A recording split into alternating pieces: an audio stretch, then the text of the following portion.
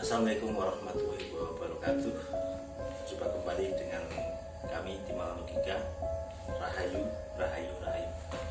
Kita kembali masih di Kulon Progo. Pada minggu ini kita tetap sowan ke Padepokan Cokro Manggilingan Wagingsir di kediamannya Romo Tigi. Dan alhamdulillah Romo Tigi paselo niki. Sugeng dalu, Mbah. Sugeng dalu. Rahayu, Mbah. Rahayu. Matur nuwun iki kawula kaliyan rencang sampun diijinaken sowan wonten padepokan. Nggih. Ngambali kados kala wingi, Mbah. Nggih. Kawula kaliyan rencang kepingin sinau melih. Nggih. Nggih. Niki wonten permintaan saking penonton, Mbah. Nggih. Penonton iku kepingin ngertos sejarahipun Gunung Lanang. Niku kepripun, Mbok? Bilih Mbah Tigi sekedhik mangertos. Monggo, Mbah. Nggih, saderengipun Assalamualaikum warahmatullahi wabarakatuh. Waalaikumsalam warahmatullahi Salam sejahtera. Om Swastiastu, Namo Buddhaya. Rahayu, Rahayu, Rahayu. Matur nuwun awit saking rawuhipun kadang kula saking Balituna Purworejo nun inggih Mas Oter Danangjaya kalian Mas Yesar ingkang sampun kersa rawuh wonten ing rombongan kula mriki.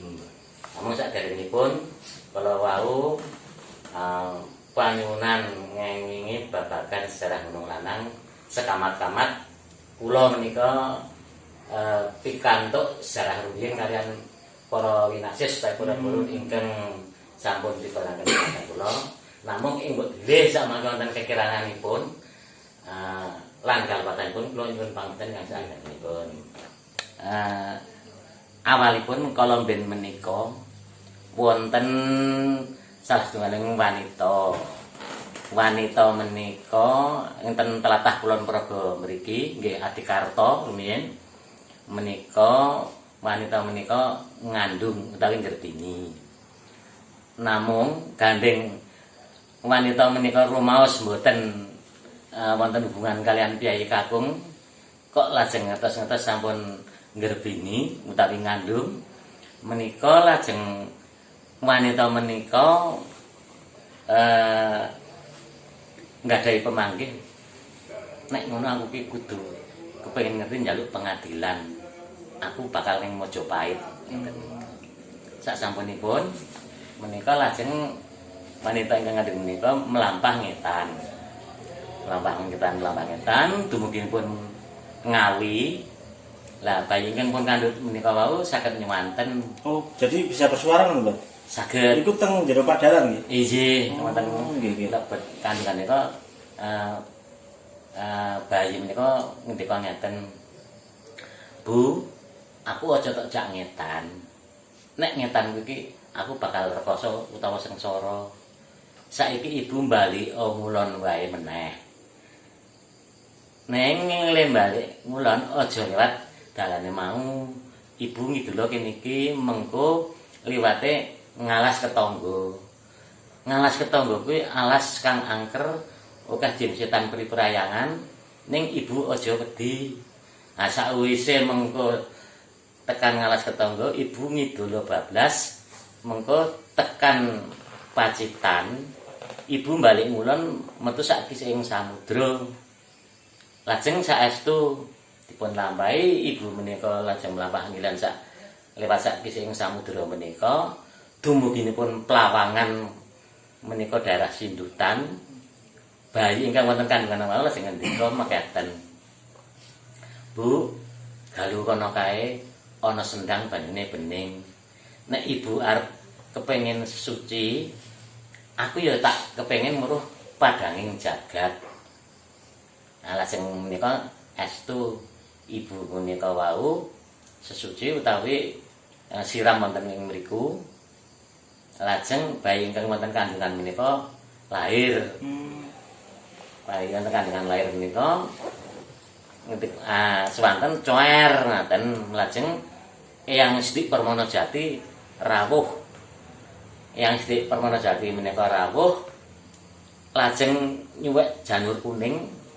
Kelersan wonten niku wonten celakipun wonten wit klapa. Lajeng sinarang janur kuning pun Suwek lajeng nggih nugel puser. Nggih. Sak sampunipun nugel puser, ibuipun kala wau kaget. Lho, Le, lah kowe mau nang jero meteng iki suaramu wedok. Barang kowe lahir kok metumu lanang. Nah, lajeng bayi ngeten, ya wis Bu. Sing penting tugelan puser ki pendemen nang loretan kono kae. Sesuk ana rejaning jaman dijenengi Gunung Lanang. Nah, kalau yang untuk sendangnya niku sendang pundi niku, Mbak? Nggih menika sendang menika tesih kalebet wonten wilayah Sindutan. Nah, naminipun kula boten mangertos. Sindutan niku Gunung Lanang niku nggih. Nggih niku Napa niku sendang yang dinamakan sendang sumur niku? Nggih. Sumur Nawang Wulan apa nggih Mbak? sumur Nawang-Wulan leres Oh, nggih. di situ juga ada napa sekados prasasti peninggalan Haji Soko niku napa enten hubungane, Mbak? Wonten menika manci nggih nalika semonten wonten peninggalanipun jaman Eyang Haji Soko menika menapa nggih ingkang pun kestani yen menawi nalika pesen kalian dari Sumekar kalian Rondo Dadapan menika arep lagu lakon Negoro ana ing tanah Dikato Kulon Progo ngaten. Nah, salajengipun lajeng bali wau mekaten ndika ngeten. Bu, saiki aku terno mlaku ngalor ngetan kae.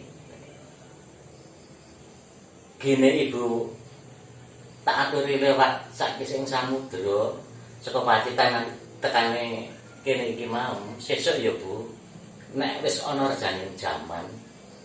Sesuk iki ana Joko Bagus saka Pacitan. Kuwi oleh prawan kenya saka Purworejo. Kuwi sesuk tandane buktine nek ana prawan kenya oleh Joko Bagus saka Pacitan kemau. Sesuk iki bakal ana jualan gede. Oh, jalan lintas selatan ini. Nah, menika sampun terwujud. Ya memang. Menika ngendikanipun bayi menika kalau rumiyin nalika ibunipun didhawuhi supados saking Pacitan mlampah ngilen menika wau. Menika lak wonten mengko sedaran nek sesuk bakal ana Joko Bagus saka Pacitan oleh prawan kenya Purworejo bakal ana dalan gede nang pinggir Soro. Memang sudah terrealisasi ya Mbak nggih. Sampun. Kalau memang kita rahasiakan mawon nggih. Nggih. Memang dari salah satu tokoh pimpinan negara kita yang ada yang berasal dari Pacitan nggih, Mbak. Nggih. Dan memang untuk istrinya juga dari Purworejo. Leres ini. Dan memang kalau kita lihat di zaman pemerintah beliau terjadi ini ku ya, pembangunan itu ya Mbak. Kedadosanipun mergi ageng sing lintas selatan menika wau nggih. Dilalah pas sing menjabat petinggi negara. Oh, beliaunya ya. Beliaunya lajeng terwujud wontenipun jalan lintas selatan punika wau kan sampun terjawab menika. Iya. Lah sak sampunipun menika lajeng kula terusaken ngengingi babagan critanipun lare ingkang lair menika wau. Bu, aku saiki terno mlaku ngalor ngetan kae, Bu. Itu dari Sindutan ya, Mbak. Nggih saking Gunung Lanang wilayah Sindutan niku wau. Itu menuju timur Ngalor ngetan menika wau. Lajeng piyambakipun kangen ngendika mekaten sesuk ya Bu. Sak lor wetan Gunung Lanang kidul Gunung Kecut utawa Gunung Jeruk iki sing wong bakal dadi ijine wong tanah Jawa. Ngaten menika. Lajeng lama-lama ngalor ngetan dumuginipun wonten ing Mbata Wiyah. Itu daerah mana Mbak Batu itu? Mbata Wiyah menika wonten dusun Terbah. Wonten Dari kota Wates mungkin berapa kilo atau arahnya kemana? tepatipun wonten ing sakleripun Polres ingkang Lami. Oh iya. Tepatipun. Lah sasampunipun dumugi Mbata Wiyah menika wau lajeng bayi menika wau ngeten. Wis Bu, papanku ning kene iki. Saiki aku tinggalan lunga ora apa-apa. Lajeng iku ngendika ngeten. Lah kowe iki piye to, Le? Kowe iki wong tak kandungan nggon meteng tak rewangi mlaku tekan Ngawi tekan Pacitan balik tekan Lawangan lahir neng Sendang wilayah Sindutan nanti kowe ngomong nek sesuk kono kae jare jaman gua oleh kumandang pusat kita di Gunung Lanang kan kita di Gunung Wedok kok saiki marang wis tak tekan Terbang Bodho ya aku tak kono iki jane kowe iki sapa to Le. Lah lajeng lari niku ngendika ngaten wis Bu sesuk ora ngerti dhewe. Nggih. Sesuk tekan ing ngersani zaman aku kuwi sesuk bakal dingerteni wong sak donya. Oh, jadi memang dari sejarah ini bisa kita petik cerita-cerita di orang lalu ya Mbak. Dari leluhur zaman dulu banyak yang sudah terjadi. Memang orang zaman dulu itu dalam meramalkan atau merumuskan peristiwa yang akan datang itu memang benar-benar cermat ya Mbak. Leres. Seperti nanti mungkin dari kalau bisa kita bilang saluko-saluko dari bayi itu tadi yang nantinya mungkin akan menjadi salah satu pemimpin ya. Ini ya cuma kita meneruskan dari cerita-cerita orang zaman dahulu. Nggih. Lajeng ngeten bawahan namung ngantos menten ing doa ngeten. Ya aku iki sesuk satrio sing duwe ning padangan. Isih jumudeng aku sesuk ora wong do ngerti dhewe ngoten.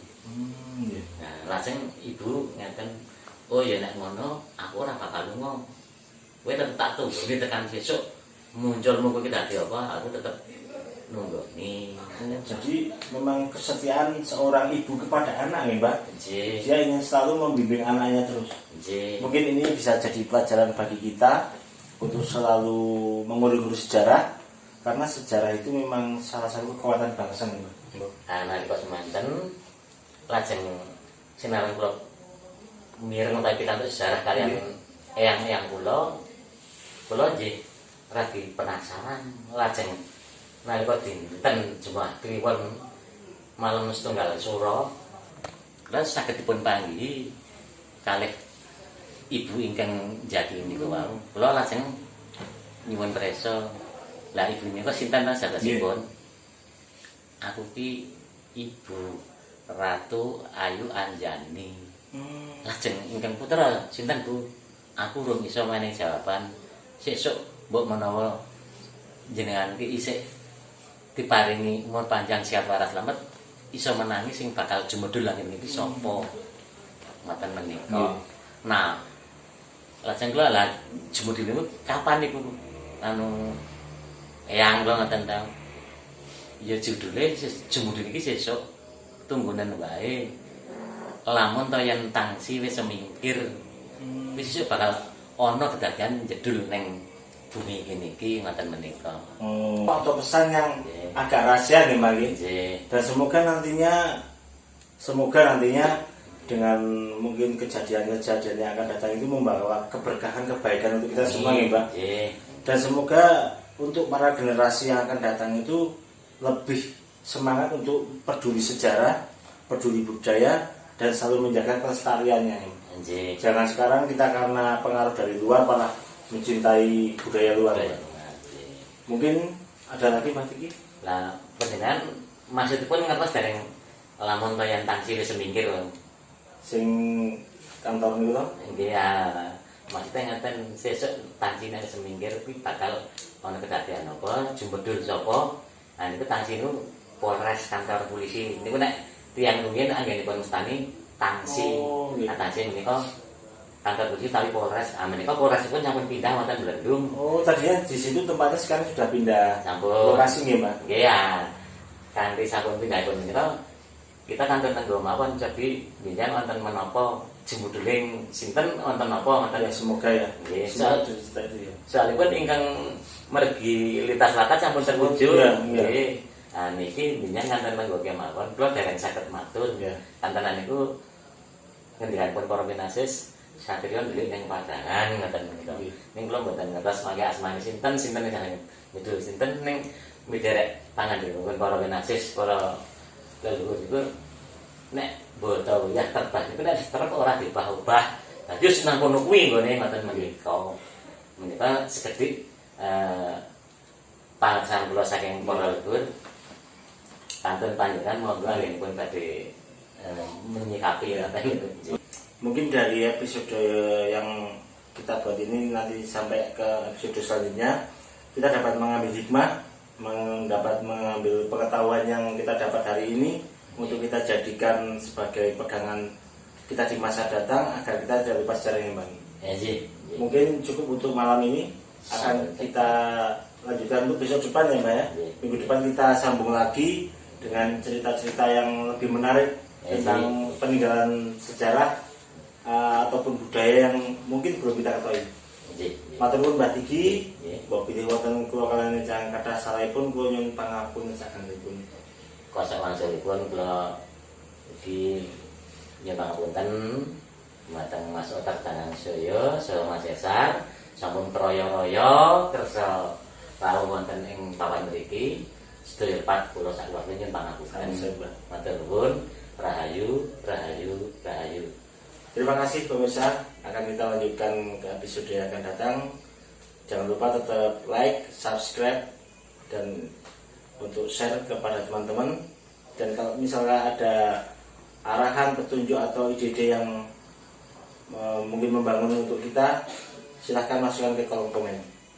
Wassalamualaikum warahmatullahi wabarakatuh. Rahayu, rahayu, rahayu. Rahayu.